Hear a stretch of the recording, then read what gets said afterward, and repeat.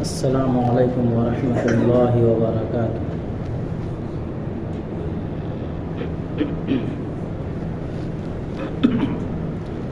الحمد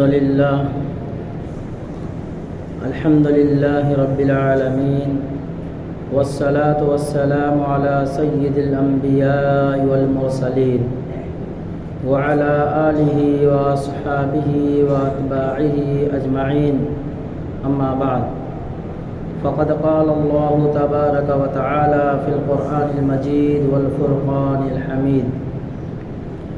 اعوذ باللہ من الشیطان الرجیم، بسم اللہ الرحمن الرحیم۔ سبحان الذي أسرى بعبده ليلا من المسجد الحرام إلى المسجد الأقصى الذي باركنا حوله لنريه من آياتنا إنه هو السميع البصير۔ وقال الله تبارك وتعالى في مقام آخر: ثم دنا فتدلى فكان قاب قوسين أو أدنى فأوحى إلى عبده ما أوحى۔ آمنت بالله صدق الله مولانا العظيم وصدق رسوله النبي الكريم، ونحن على ذلك من الشاهدين والشاكرين، والحمد لله رب العالمين۔ سبحانك لا علم لنا إلا ما علمتنا إنك أنت العليم الحكيم۔ رب اشرح لي صدري ويسر لي أمري واحلل عقدة من لساني يفقهوا قولي۔ اللهم صل على سيدنا مولانا محمد وعلى آل سيدنا مولانا محمد وبارك وسلم۔ بزرگان محترم، عزیز ساتھیوں، شعبان المعظم کا مہینہ شروع ہو گیا ہے۔ اس مہینے کے تعلق سے رسول اللہ صلی اللہ علیہ وسلم نے فرمایا: شعبان شہری و رمضان شہر اللہ، کہ شعبان میرا مہینہ ہے اور رمضان المبارک اللہ کا مہینہ ہے۔ شعبان المعظم کا مہینہ یہ رمضان المبارک کے لیے استقبالیہ مہینہ ہے۔ مجھے ابھی اس وقت جو باتیں بتلانی ہیں، اس واقعے کا تعلق معراج سے ہے۔ جو آیت کریمہ میں نے تلاوت کی ہے، اس کا تعلق معراج سے ہے۔ معراج کا واقعہ، کچھ باتیں جو زمینی سفر تھا مسجد حرام سے لے کر کے مسجد اقصیٰ تک کا، اس کا بیان پچھلے جمعہ ہو چکا۔ معراج کے واقعے میں بڑی حکمتیں پوشیدہ ہیں، اور اس واقعے سے ہمیں بڑا سبق ملتا ہے، بڑی نصیحتیں ملتی ہیں۔ یہ واقعہ صرف واقعہ تک محدود نہیں ہے۔ قرآن کریم نے جو واقعہ بیان فرمایا ہے وہ واقعہ صرف دلچسپی لینے کے لیے نہیں، بلکہ قرآن کریم کے واقعات جو ہیں وہ ہمارے لیے عبرت ہوتے ہیں یا پھر نصیحت ہوا کرتے ہیں۔ تو معراج کا واقعہ بھی ایک نصیحت آموز واقعہ ہے، حکمت بھرا واقعہ ہے، جس میں نبی علیہ الصلاۃ والسلام کو اللہ تبارک و تعالیٰ نے جبریل امین علیہ الصلاۃ والسلام کو بھیج کر کے اپنے پاس بلانے کے درخواست کی، اور آپ کو جبریل امین کو آپ کا رفیق بنایا، آپ کا ہم سفر بنایا۔ سواری مسجد حرام سے چل کر بیت المقدس تک پہنچی۔ جب رسول اللہ صلی اللہ علیہ وسلم کی سواری براق نامی مسجد بیت المقدس میں پہنچی، وہاں پہ آپ کی سواری کو باندھا گیا۔ اس کے بعد آپ نے دیکھا بیت المقدس کی پوری مسجد نور سے بھری ہوئی ہے۔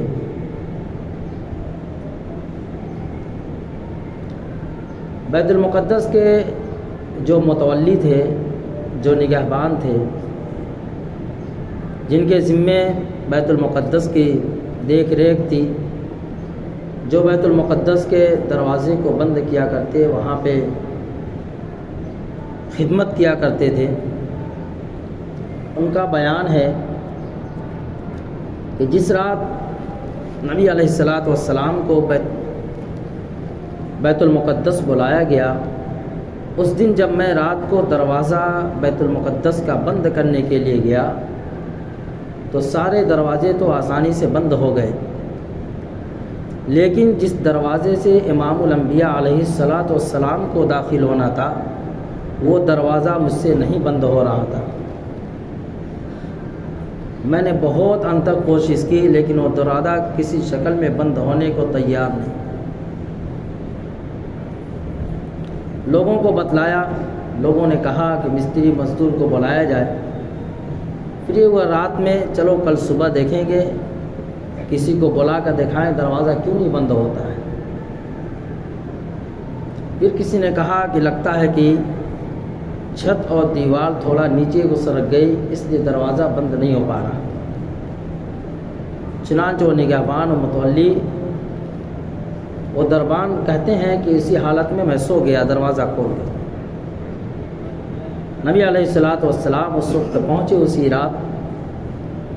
آپ علیہ السلام فرماتے ہیں کہ میں نے دیکھا کہ مسجد بیت المقدس پوری کی پوری بالکل بھری ہوئی ہے، اور کچھ لوگ ہیں جن کے سروں پہ کالا عمامہ ہے اور جبے کبے میں صفیں باندھ کر کھڑے ہوئے ہیں۔ نبی علیہ السلام کا کیا مقام و مرتبہ ہے، آپ کی عظمت کا کیا پوچھنا۔ اللہ تبارک و تعالیٰ نے ہمیں اس نبی کا امتی بنا کر اس دنیا میں بھیجا ہے، جس نبی کی امامت کے لیے 1.25 لاکھ انبیاء علیہ السلام سب بستہ صف لگا کر کے انتظار میں کھڑے ہیں۔ ذرا ہم سوچیں کہ پیارے محمد رسول اللہ صلی اللہ علیہ وسلم کا کتنا اونچا مقام کہ 1.25 لاکھ انبیاء علیہ السلام آپ کے پیچھے نماز پڑھنے کے لیے پہلے سے صف لگا کر کھڑے ہوئے ہیں۔ چنانچہ جبریل امین علیہ السلام نے اللہ کے حکم سے حضور نبی کریم علیہ السلام کا ہاتھ مبارک پکڑا اور آپ کو لے جا کر کے مصلی محراب کے اندر کھڑا کر دیا۔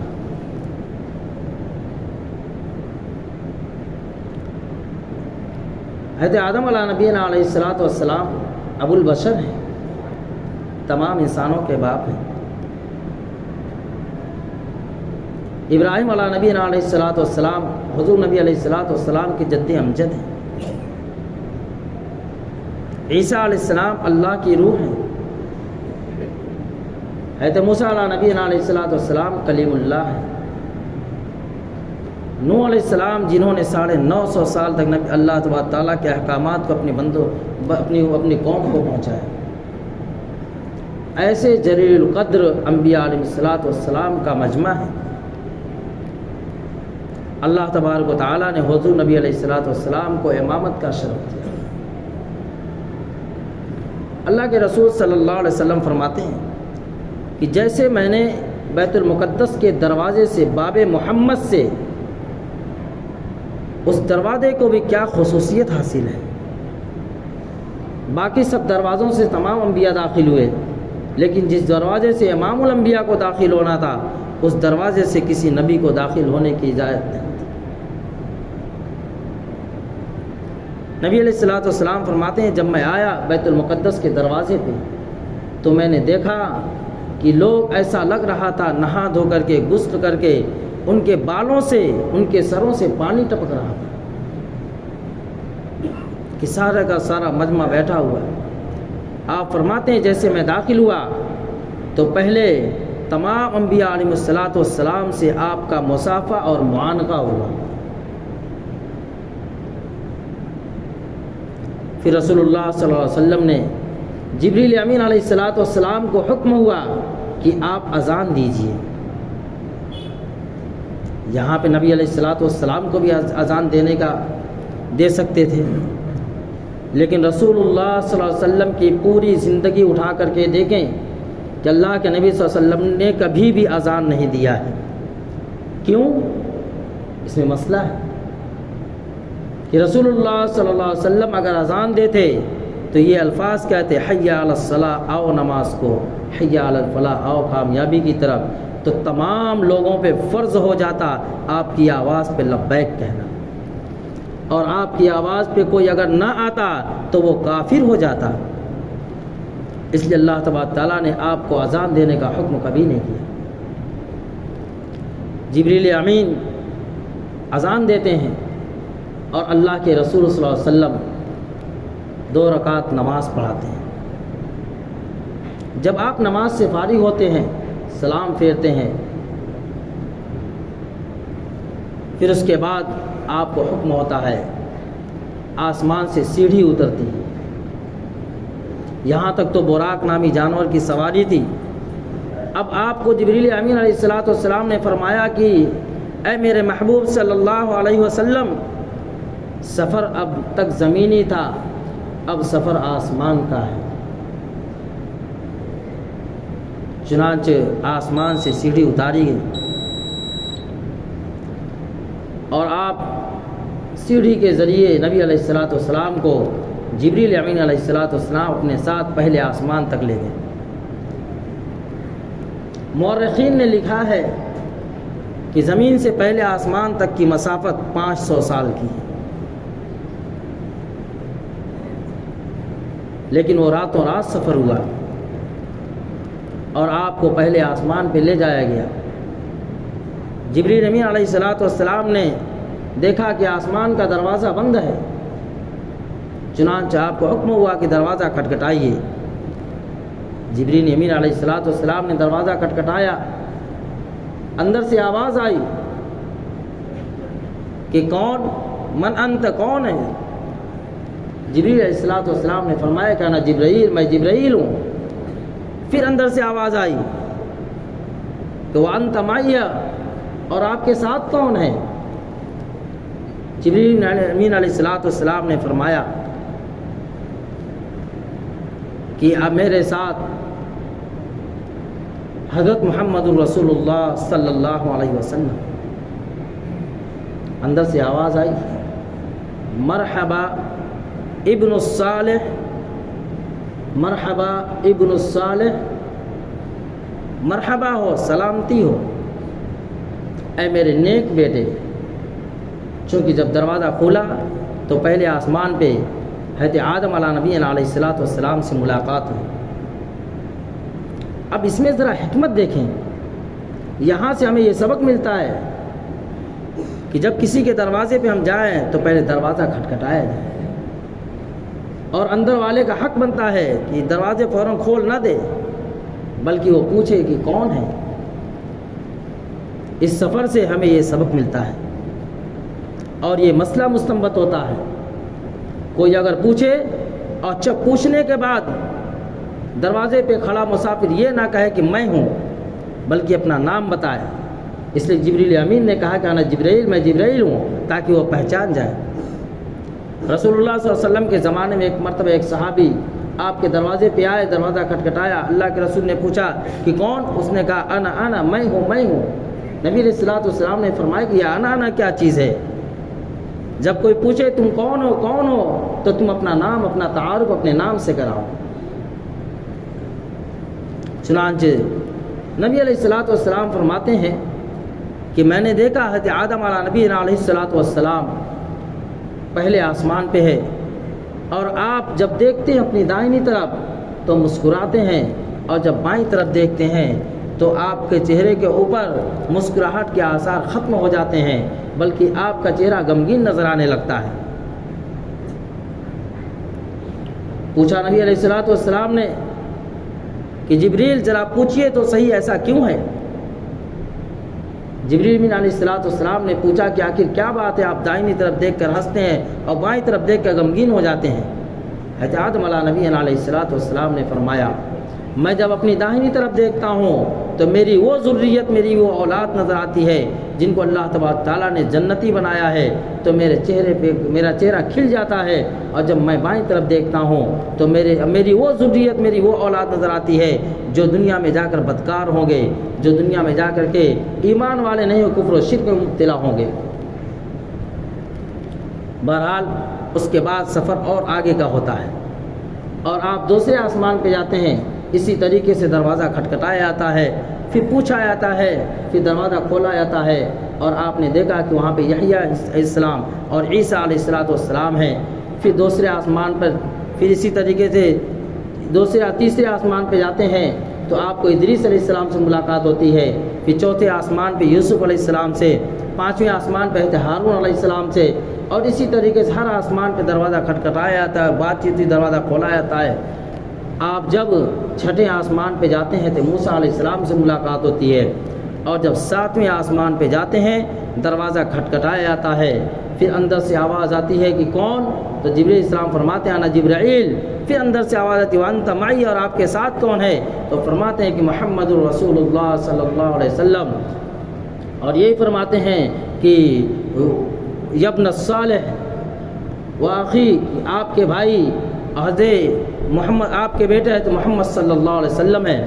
اور ساتویں آسمان پہ حضرت ابراہیم علیہ نبی علیہ الصلوۃ والسلام سے ملاقات ہوتی ہے، اور آپ دیکھتے ہیں کہ ساتویں آسمان پہ ایک گھر بنا ہوا ہے، اور وہ فرشتوں کا کعبہ ہے، بیت المعمور جس کا نام ہے۔ آج دنیا میں جہاں پہ بیت اللہ ہے اسے کہ بالکل سیدھ میں ساتویں آسمان پہ فرشتوں کا کعبہ جس کو بیت المعمور کہا جاتا ہے۔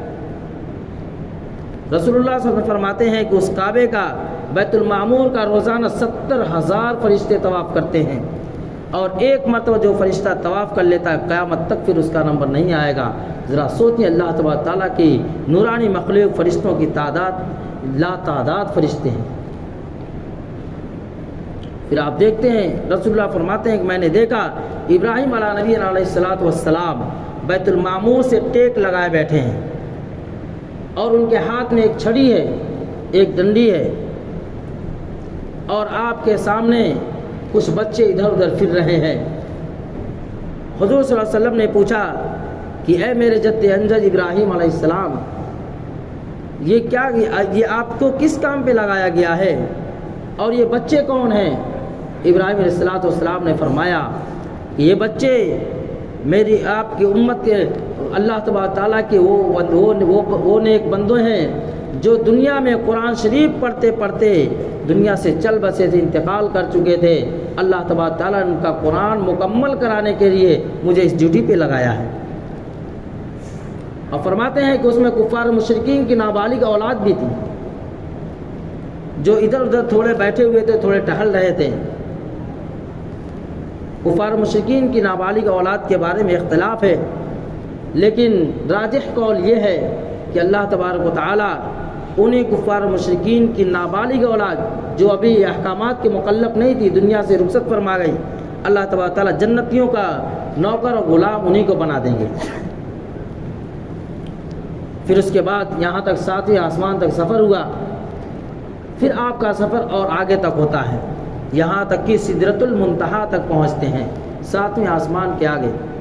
اس کے درمیان میں جنت اور جہنم کا سیر کرائی جاتی ہے رسول اللہ صلی اللہ علیہ وسلم۔ چنانچہ آپ کو جنت کی بھی سیر کرائے گی اور جہنم کی بھی سیر کرائے گی، اور آپ کو جنتیوں کو بھی دکھایا گیا اور جہنمیوں کو بھی دکھایا گیا۔ چنانچہ رسول اللہ صلی اللہ علیہ وسلم فرماتے ہیں کہ میں نے دیکھا کچھ ایسے حضرات، کچھ ایسے لوگ ہیں جن کے ایک فرشتہ ہے جن کے سروں کو اپنے پتھر سے کچل رہا ہے۔ اللہ کے رسول صلی اللہ علیہ وسلم اور کچل دیتا ہے، اور فرماتے میں اپنی آنکھوں سے دیکھا کہ فرشتہ ان کے سروں کو پتھر سے کچل دیتا ہے، وہ سر بالکل چورا چورا ہو جاتا ہے اور پتھر لڑک کر دور تک جا کے گرتا ہے۔ جب تک وہ فرشتہ پتھر لینے جاتا ہے اس کا سر بالکل ٹھیک ہو جاتا ہے۔ اسی طریقے سے ان کے سروں کو کچلتا ہے۔ اللہ کے رسول صلی اللہ علیہ وسلم فرماتے میں نے پوچھا کہ جبریل یہ کون لوگ ہیں اور ان کے ساتھ یہ کیوں معاملہ ہو رہا ہے؟ جبریل امین فرماتے ہیں کہ اے محمد صلی اللہ علیہ وسلم یہ آپ کی امت کے وہ لوگ ہیں جو دنیا میں نمازوں کے بارے میں سستی اور کاہلی سے کام کرتے تھے، نماز نہیں پڑھا کرتے تھے۔ تو بے نمازیوں کا یہ حشر ہے کہ فرشتہ پتھر سے ان کے سروں کو کچلے گا۔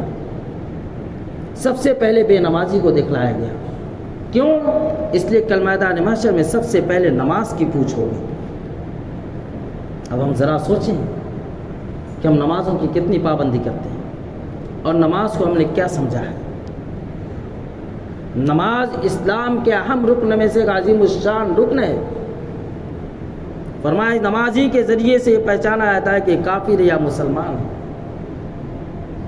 پھر فرمایا میں اور آگے گیا تو میں نے دیکھا کہ کچھ لوگ ایسے ہیں جن کے ہونٹ کینچیوں سے قطرے جا رہے ہیں، آگ کی کینچی سے۔ میں نے پوچھا جبریل یہ کون ہے؟ جبریل اسلام فرمایا کہ محمد صلی اللہ علیہ وسلم یہ آپ کے امت کے وہ حضرات ہیں جو نیک بات تو اپنی زبان سے کہتے تھے لیکن خود عمل نہیں کرتے تھے۔ پھر آگے بڑھے، کہا کہ میں نے دیکھا کچھ لوگ ہیں جن کے سامنے عمدہ کھانا بھی رکھا ہوا ہے اور خراب بدبودار کھانا بھی رکھا ہوا ہے، لیکن کچھ لوگ ایسے ہیں کہ جو عمدہ کھانا چھوڑ کر کے بدبودار کھانا کھا رہے ہیں اور اپنے پیٹوں میں بھر رہے ہیں۔ میں نے پوچھا جبریل یہ کون لوگ ہیں؟ جبریل اسلام نے فرمایا کہ اے محمد صلی اللہ علیہ وسلم یہ آپ کی امت کے وہ لوگ ہیں، یہ آپ کی امت کے وہ لوگ ہیں جو یتیموں کا مال ناحق کھایا کرتے تھے۔ پھر مجھے اور آگے لے جایا گیا تو میں نے دیکھا کہ کچھ لوگ ہیں جن کے پیٹ مٹکوں کی طریقے بلکہ گھر کی طریقے سے بڑا ہے اور پیٹ کے اندر آگ بھی اور سانپ بھی جو باہر سے نظر آتا ہے۔ میں نے پوچھا جبریل یہ کون لوگ ہیں؟ جبریل علیہ السلام نے فرمایا کہ محمد صلی اللہ علیہ وسلم یہ آپ کی امت کے وہ لوگ ہیں جو دنیا میں سودی کاروبار کرتے تھے اور سود کھاتے تھے اور رشوت لیا کرتے تھے۔ اسی طرح فرمایا کہ پھر میں آگے بڑھا، ایسے ہی بہت سارے لوگوں کو دکھایا گیا، پھر جنتیوں کو دکھایا گیا۔ میں نے کچھ لوگوں کو دیکھا کہ وہ زمین میں بیج ڈالتے ہیں، فوراً اسی وقت سبزہ اگتا ہے اور کھیتی اگتی ہے اور اس کے ذریعے سے فائدہ اٹھاتے ہیں۔ میں نے پوچھا جبریل یہ کون لوگ ہیں؟ کہا کہ وہ لوگ ہیں جو دنیا میں صدقہ خیرات کیا کرتے تھے، اللہ تبارک و تعالیٰ صدقے کا فوری طور پہ اس کا ثواب عطا فرماتے ہیں، اس کا فائدہ دیتے ہیں۔ اسی طریقے سے فرمایا پھر میں اور آگے بڑھا تو میں نے دیکھا کہ کچھ لوگ ہیں جن کے چہرے چمکدار ہیں، جن کے چہرے روشن ہیں۔ میں نے پوچھا کون لوگ ہیں؟ کہا کہ آپ کی امت کے وہ لوگ ہیں جو دنیا میں سجدے کیا کرتے تھے۔ چنانچہ یہاں تک سفر ہوا، اس کے بعد جبریل امین علیہ السلام آپ کا ساتھ چھوڑ دیتے ہیں، بلکہ ایک جگہ اور دکھائی جاتی ہے۔ آپ صلی اللہ علیہ وسلم فرماتے ہیں کہ ایک کعبہ تھا، میں نے اس کعبے کے اندر سے دیکھا کہ 4 نہریں نکلی ہوئی ہیں، ایک پانی کی، ایک دودھ کی، ایک شہد کی اور ایک شراب کی۔ میں نے پوچھا جبریل یہ کیا ہے؟ کہا کہ یہ کعبہ ہے۔ کہا کہ اس کے اندر تالا لگا، میں اس کا مرکز کو دیکھنا چاہتا ہوں کہ یہ پانی کہاں سے، یہ نہریں کہاں سے نکلی ہوئی ہیں۔ تو چنانچہ جبریل اسلام فرمایا کہ آپ کی اس تالے کی چابی آپ کے پاس ہے۔ فرمایا میں تو خالی ہاتھ آیا ہوں۔ کہا کہ پھر بھی آپ کے پاس، آپ بسم اللہ پڑھیے تالا کھل جائے گا۔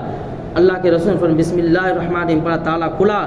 اللہ کے حبیب فرماتے ہیں کہ میں نے دیکھا وہاں پہ کہ وہ 4 نہریں ہیں جو بسم اللہ کی میم سے، الرحمن سے اور رحیم سے جو ہے چاروں نہریں نکلی ہوئی ہیں۔ فرمایا دنیا میں جو شخص بسم اللہ پڑھ کر کے کام کرے گا، اللہ تبارک تعالیٰ ان 4 نہروں سے اسے سیراب کرے گا۔ پھر فرمایا اسی طریقے سے مجھے اللہ تبارک تعالیٰ کے پاس جانے کی اجازت ملی اور میں اللہ کے پاس گیا۔ ثم دنا فتدلى، اتنا قریب ہوا فکان قاب قوسین او ادنی، کہ چیز جتنا تیر اور اس کے دھاگے کے درمیان دوری ہوتی ہے۔